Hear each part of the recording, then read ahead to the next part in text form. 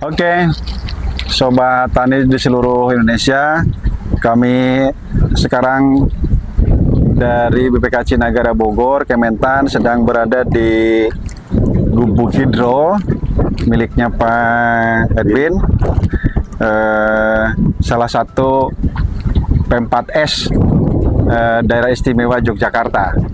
Nama P4S-nya apa, Mas? Nama P4S-nya Gubuk Hidro, Pak, sama Pak. Nama P4S-nya Gubuk Hidro. Gubuk Hidro. Nah, beliau ini berbisnis atau berusaha hidroponik, khususnya komoditas Sayuran daun. Sayuran daun ya namanya. Sayur daun. Sayur daun, Pak. Oke, Mas Edwin. Ya. Seperti saya sebutkan tadi, kami ini dari BPK Cinagara Bogor, Kementerian Pertanian, kebetulan diberi mandat untuk mendampingi rekan-rekan Pempas DIY, dan berdasarkan informasi Pak Edwin ini salah satu yang punya kreasi dan inovasi yang luar biasa untuk kemajuan pertanian Indonesia, khususnya komoditas hidroponik daun tadi ya, Sayuran daun, Pak. sayuran daun. Sayuran daun. Oke, tolong disampaikan ke teman-teman sobat tani di seluruh Indonesia, mulai kapan nih Mas Edwin berusaha ini? Mulai kapan? Iya. Oke, jadi Gubuk Hidro ini berdirinya tahun 2020, Pak. 2020. Itu pas pandemi kejadiannya. Pas pandemi. Karena waktu itu kan saya masih bekerja, Pak, di Jakarta dulu. Ya. Nah, cuman karena ada pembatasan pergerakan manusia ya, Pak ya, lockdown tadi, Pak. Iya, betul, lockdown. Itu kan biasanya saya sekitar 2 minggu sekali, Oke. atau 3 minggu sekali itu kan dari Jakarta pulang ke Jogja gitu. Asli kan. Jogja ya? Asli Jogja, Oh, Pak. asli Jogja, Nah, terus karena saya ngerasa kok mau pulang aja ribet ya ngurus izinnya kan. Iya. Nah, akhirnya saya bilang saya minta WFH. Nah, jadi waktu WFH di Jogja, nah karena WFH kan nggak ada teman kantornya, Pak, nggak ada teman ngobrolnya, nggak ada teman aktivitasnya kan, Pak. Kegiatan belum kelihatan apa gitu ya. Betul. Nah, akhirnya coba-coba, Pak, iseng mau bikin namanya aquaponik awalnya, Pak. Aquaponik. Jadi Baik. penggabungan antara ikan sama tanaman sayuran gitu kan. Nah, cuman kendalanya waktu itu ternyata kok budidaya ikan tanpa atap itu susah ya, Pak ya. Oh gitu. Nah, jadi Oke. waktu itu ikannya gagal juga. Dulu nyoba hidroponiknya waktu itu pakai atap juga, pas pakai nyoba di sini nggak pakai atap, Pak. Jadi kendala juga waktu itu. Nah, jadi dua-duanya masalah. Akhirnya saya nyoba ngembangin di hidroponiknya dulu, Pak. Baik. Ngembangin di hidroponiknya ternyata bisa jalan. Pasarnya kebuka sedikit. Lah, kok ngerasa kok kayaknya perputaran uang di hidroponik ini lebih cepat ya, Pak ya. Itu belajar apa untuk Hidroponik ngurusi ya? pasarnya berapa lama itu? Kalau ngurusin pasarnya kita itu nyoba-nyoba sekitar 3-4 bulan, Pak. Relatif singkat ya? Ya, tapi ya memang posisinya waktu itu saya didukung karena pandemi ya, Pak. Betul. Jadi betul. gitu. Itu butuh sayuran yang seger, Iya. butuh sayuran yang sehat Iya, gitu kan, iya, Pak. Jadi naik di situ, Pak. Penjualannya naik, akhirnya nambah meja gitu kan, nambah instalasi. Jadi seperti saat Katakanlah ini. Gitu. dari awal tadi sampai ke tanda petik lah normal penjualan, maksudnya normal tuh ada lebih, berapa lama tuh? Kalau itu siklusan, Pak ya. Jadi kalau untuk masalah pasar itu biasanya nanti di Desember nih high season, Pak. Oke. Biasa Desember tuh permintaannya tinggi. Nah, nanti di Januari Februari itu biasanya permintaannya turun, Pak. Nah, ketika permintaan turun, ini biasanya saya kan nggak mau buang sayur, Pak. Nah, akhirnya saya mutusin untuk nambah toko, Pak. Oke. Nambah tempat penjualan. Nah, ketika nambah tempat penjualan, Januari, Februari, nanti Maret mulai normal. Stok terkontrol. Nanti di Desember kan toko saya nambah, Pak. Iya. Ketika toko saya nambah, stok saya kan kurang. Oke. Akhirnya tambah lagi, Pak, instalasinya, Pak. Jadi luar biasa. nggak berhenti gitu, Pak. Oke. Selalu bertambah gitu loh, Pak. Nah, Sobat Tani, dari pembicaraan barusan saja kita bisa melihat bahwa salah satu keberhasilan seorang petani selain milenial itu adalah adanya, pertama, tidak putus asa lah. Ya. Yang kedua, kreatif. Dan beberapa mungkin nanti kita gali lagi tentang inovasinya, Ya. Oke, Mas Edwin, dari sekian banyak ini komoditas sayuran jenisnya berapa macam nih? Apa aja? Kalau jenis di sini itu kurang lebih yang jalan sekarang ada 14 macam, Pak. Wah, luar Ada biasa. 14 macam. Oke. Karena target market saya itu adalah end customer Oke. yang langsung beli langsung Oke. putus gitu Iya, iya. kan. Kalau jenisnya di sini ada bayam merah, Bayam merah, bayam hijau, bayam hijau. bayam Brazil. Ini juga lagi nyoba bayam batik. Ya. batik dari mana itu? Ada lagi? Itu Pak, jadi loreng-loreng. Relatif Jadi, baru ya ini? baru Oke, lumayan. bayam Terus habis batik. itu ada kangkung, Kangkung, ada kailan, ada Iya. pakcoy, ada chai sim, ada samhong. Ini samhong, Pak.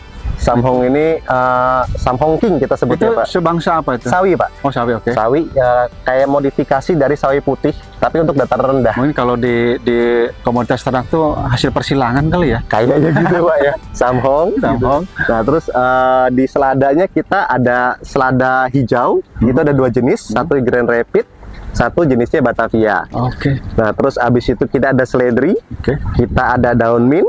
Nah, ini lagi nyoba jukut juga. Jukut ya. Terus Bukan jukut Sunda loh. bukan jukut Sunda ya, Jukut. jembak kalau orang Jogja sebutnya.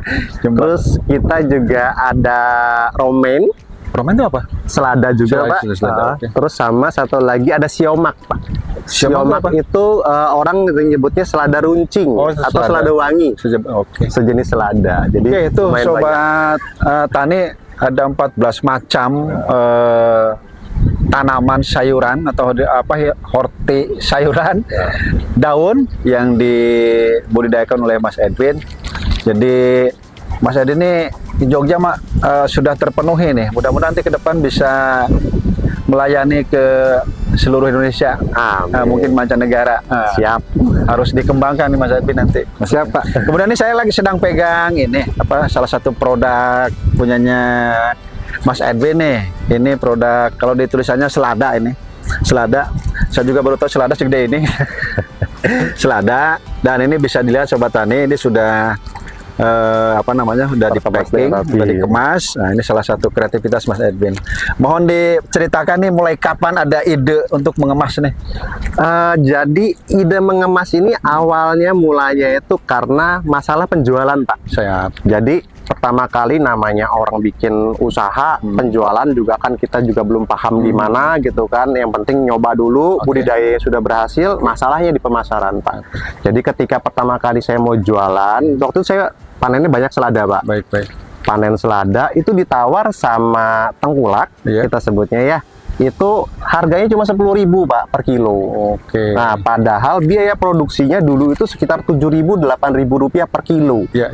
Nah, jadi kita marginnya itu kok cuma 2.000 ya, Iya, 2.000-an, ya. Nah, terus sedangkan budidayanya itu sekitar 45 sampai 50 hari di sini Iya, gitu kan. Nah, sedangkan ketika saya cek di pasar, ternyata selada ini bisa dijual dengan harga 30.000 1 kilonya. Oh. Nah, jadi di situ, oh, kenapa saya nggak coba pasarin sendiri ya? Siap. Nah, gimana caranya supaya menarik? Nah, kebetulan waktu itu saya lagi jalan-jalan di Bandung, Pak. Oh, Lagi di Bandung. pernah jalan-jalan di Bandung, masuk ke Trans Studio, Pak. Siap. Nah, kok di situ ada pajangan sayur dipajang-pajang, Pak. Iya. Tapi modelnya cuma plastik, gitu kan. Nah, kok menarik nih ya? Nah, saya pikir kalau saya kasih label gimana nih ya? Jadi saya mau bikin sayur tapi kayak kemasan snack, Pak. Oke. Konsepnya Iya, benar, seperti benar, itu, benar. Pak. Nah, Oke, jadi oke. terciptalah bentuk packaging yang Oke, seperti ini. siap. Nah, itu sobat tani.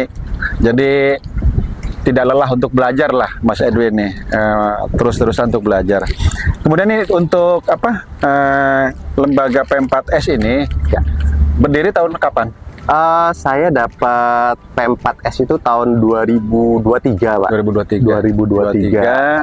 Kira-kira lah ini mah berapa petani atau katakanlah calon petani yang jadi muridnya Mas Edwin nih.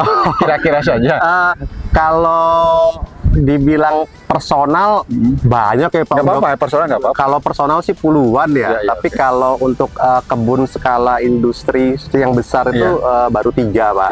3. Jadi yang mulai ngerancang kebunnya konsultasi di sini, habis itu gimana cara budidayanya gitu kan. Kebetulan saya juga ngelayanin untuk pembuatan instalasi, ngelayanin Oh. untuk pendampingan. Jadi Oke. kita yang berkaitan dengan hidroponik kita Tapi bisa. kalau misalnya ada petani yang mau membuat katakanlah seperti punya Mas Edwin ini, Ya. Mas Edwin dapat apa namanya upah Kalau sebagai konsultan? kalau ada beberapa yang hire dalam artian, Mas saya minta tolong didampingi. Iya, iya, Kita iya. nyebutnya kan konsultan Iya, ya Pak ya. oke, iya. Nah itu saya ada dibayar Oke, gitu kan. Karena Tapi kan nanti- profesional, Mas. betul. Tapi Nggak salah biasanya juga. biasanya setelah 3 bulan ya udah bisa jalan sendiri, saya lepas Pak. Oke. Yang penting Jadi dia udah bisa. target pendampingan Mas Edwin kurang lebih 3 bulan tadi ya? Sekitar 3 bulan, 3 yang bulan penting sampai panen pertama atau gimana? panen kedua biasanya. Oh, panen Pak. kedua. Oke. Ah, Panen kedua, udah itu lepas. Saya biasanya saya lepas gitu loh. Untuk pasarnya mereka gimana? Untuk pasarnya ada beberapa yang ikut ke saya, Oke. ada beberapa yang saya ya ajarin trik-trik cara pemasaran. Oke, Jadi siap. pasarin sendiri Pak. Yang ngajarin langsung Mas Edwin itu untuk teman-teman? Saya Pak. Kalau misalnya Heeh. katakanlah ada anak magang nih, anak sekolah, mahasiswa magang di sini ada kan? Ada. Udah pasti ada lah. Saya yakin ada itu. Nah, kalau Mas Edwin berhalangan, siapa yang ngasih, katakanlah kalau ada masalah anak nanya siapa? Nah, jadi kalau misalnya untuk anak magang di sini biasanya untuk penerimaan awal itu komunikasinya sama saya. Siap, Jadi komunikasi sama saya itu biasanya saya kasih penjelasan Pak. Di kebun ini ngapain aktivitasnya, kegiatannya semua saya jelasin. Artinya punya SOP-nya lah. Ada, Siap. betul Pak. Nah tinggal nanti jurusannya Pak. Kalau jurusannya ke agrobisnis, nanti Ya. saya lempar ke bagian pemasaran nih Pak. Dia lebih Ya. masarin itulah ya. Jadi ibaratnya nanti kan saya kan kalau di sini karyawan sebenarnya cuma 2 Pak. Iya, iya. Satu budidaya, Ya. satu pemasaran. Oke, siap. Nah nanti kalau misalnya di agribisnis saya lempar ke pemasaran. Nah itu nanti sama Mas Thomas biasanya. Oh, gitu, Nah ya. kalau misalnya dia di budidayanya, biasanya langsung sama Mbak Nur atau Mas Ketel. Oh gitu. Gitu. Jadi udah punya tim sendiri Mas Tom, Sobat Tani. Ya. Jadi tidak di apa Nggak namanya? di handle semua. Dia di handle oleh ownernya lah. Punya tim, udah tim khusus. Jadi artinya kelembagaan yang disebut P4S Gubuk Hidro punya Mas ini sudah berjalan sesuai koridor ya. Ya. Oke. Oke Mas Edwin, ini kan P4S itu tidak terlepas dari peran Kementerian Pertanian, Betul Pak. khususnya Badan Penyuluhan dan Pengembangan SDM Pertanian, dan di bawahnya lagi ada yang namanya UPT. Ya. Nah kebetulan di Jogja ini P4S Jogja itu tugasnya diserahkan ke kami, ke BPK Cinagara. Nah, barangkali bisa menceritakan dampaknya dari pembinaan BPK Cinagara itu Mas Edwin. Ya, makasih banyak ini Pak ke BPK Cinagara. Maksudnya ya udah banyak bina kami, petani-petani, gimana cara untuk mengelola bisnis yang baik, bagaimana cara untuk budidaya yang baik. Itu kita banyak banget makasihnya karena banyak ilmunya yang kita dapat Pak ya dari seminar-seminar ataupun pertemuan lewat Zoom yang ada gitu Pak. Pernah jadi narasumber seminar kan? Sementara kalau di BPK belum Pak. Oke, Biasanya nanti dari kami dinas. undang. Oke, kami undang untuk Biasanya dari dinas. menjadi narasumber karena ini inspiratif banget nih Siap. usahanya Mas Edwin. Ya. Luar biasa, artinya luar biasa, dari konvensional bisa mengupgrade produk menjadi unggulan.